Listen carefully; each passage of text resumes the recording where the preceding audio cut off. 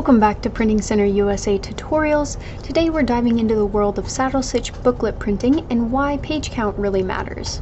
In saddle stitch printing, large sheets are printed and folded in half, then stapled in the middle to create a spine.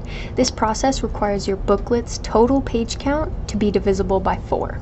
Why divisible by 4? Well, a large sheet of paper will be used to print 4 pages of the booklet. The sheet is printed on both sides. Each side will have 2 of the booklet's pages. This sheet is then folded in half.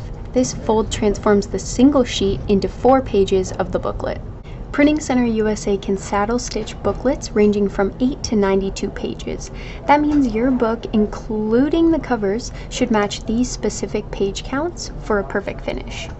If your book is not divisible by 4, you will want to round up and your booklet will have extra pages that you should rearrange before printing.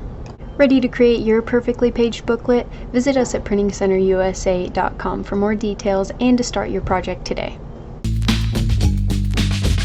Get online, pick a design.